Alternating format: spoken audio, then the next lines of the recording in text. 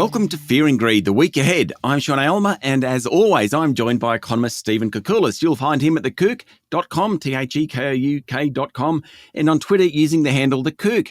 Stephen, I found out something about you today. And what was that? You've been to 3 One Direction concerts. Yes, I have many years ago, and they were fantastic. And it was a real disappointment when Zayn left, and then Harry Styles has gone out on his own, of course. So it's very hard to keep track of exactly who's who, but they are no more. I can understand you going to the first one because you've got kids and you probably took them. Maybe even the second one. The third one? Oh, it was just the music. It was fantastic. I was really hooked. Righto. Look, let's wrap up last week. We've got a huge week coming up. But last week we had some really interesting data. We had the Westpac Consumer Sentiment Index. We had the National Australia Bank Business Survey. We had retail sales figures. I mean, quite a bit of info last week. There was, and it certainly wasn't going in one direction. It was all over the place. We had the retail Beautiful sales. Segue. Beautiful. Yes, it was. The retail sales numbers were actually pretty strong because that included the March quarter real increase in retail sales, which feeds into GDP. They showed a pretty solid increase. So as we already know, I suspect is that the building blocks for the March quarter GDP result are going to be pretty strong. Now that comes out in a few weeks' time, but it looks like the economy was strong. Consumers have taken a hit. Consumer sentiment was weak again. Things like petrol prices, cost of living issues, interest rate hikes. The election, I don't think, feeds into positive sentiment for consumers. So that's out of the way, obviously, at the end of this week. And then we've got the business side, which was a bit of a mixed bag because the business confidence and business conditions readings were actually quite good. But when you cut beneath the surface, you can see the real pressure going on wage costs, input costs and selling prices. So that inflation theme is coming through loud and clear in the NAB survey. Okay. That was last week. This week we're going to find out a lot more about wages in the labour force, aren't we?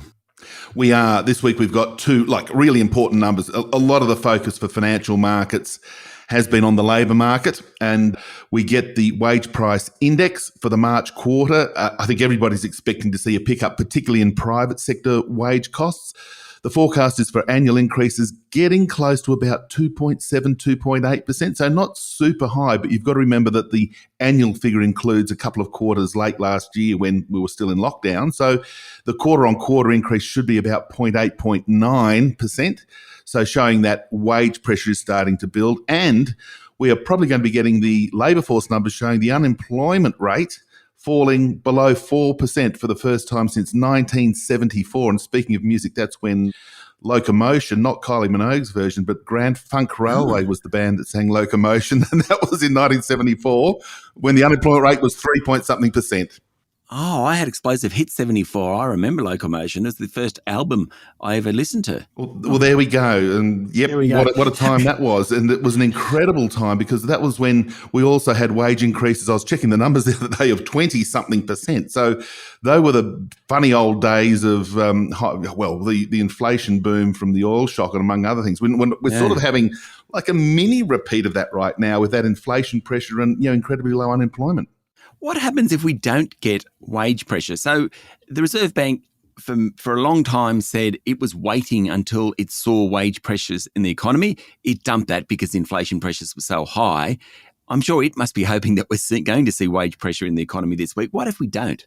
That is absolutely a fantastic question because everybody is now expecting that wage number to show an acceleration. And if they don't see that, then I guess it sort of feeds into this concern, I suppose, that we've got a bit of a squeeze going on in the labour market, that I guess you'd call it the change in the way the labour market's working, the gig economy, increase in casualisation and these sort of things are holding back what should normally be with low unemployment, a pickup in wages. So that would possibly cause the RBA just to pause a little bit. And, we're looking at the futures market now with another 225 points priced in by the end of this year. So it's a really aggressive hiking cycle. If we were to see, even with a good and low unemployment number coming out later this week, if the wage side was subdued, the market might just take stock. And of course, given the incredible changes going on in the equity markets right now, maybe that would be another thing to sort of filter into the RBA's thinking, the falling share prices in general, the topping out of the housing market are sort of feeding into this mix. Have we got too much priced into the futures market now? Yeah, I mean, we'll get some more information on what the Reserve Bank's thinking because of the minutes from the meeting from 2 weeks ago. That's the one that hiked rates comes out as well. Yes, that's the other one. And for the first time in quite a while, I think we'll be poring over those minutes. The RBA does a good job of diarising and then publishing what was actually discussed at the board meeting. So, and as you said, that's the one that did hike rates a couple of weeks ago. So, what they were thinking, why they changed their mind, and as we were just touching on, what their view on wages will be something that we're all going to be poring over. So they will actually, in a sense, give us a bit more guidance of, how concerned, I suppose, the RBA is about this inflation outlook. Okay, what about financial markets at the moment? Equities are just, it's almost madness out there. The Aussie dollar's down. I mean, last week it fell down as low as 68.5 US cents. Cryptos have been sold off big time. It's pretty difficult for investors.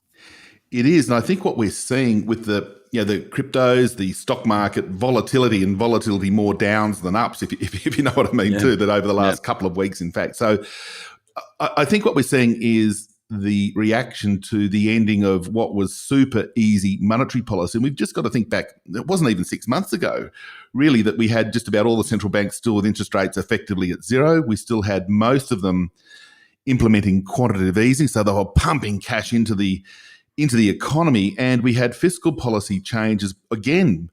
Budgets in the US, look at some of the Biden stimulus measures, they were in the multiple trillions of dollars. So, okay, some of that's still filtering through the economy, but you've now got the end of QE and, in fact, quantitative tightening in some countries. You've got rate hikes, as we've been discussing for several weeks now.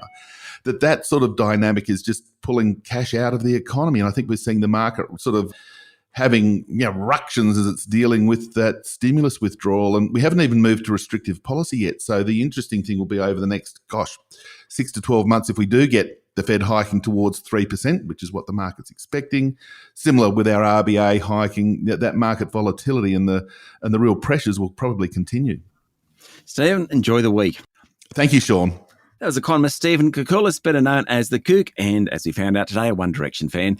You can find him at thekouk.com and follow him on Twitter using the handle The Kouk. I'm Sean Aylmer, and this is Fear and Greed, the week ahead.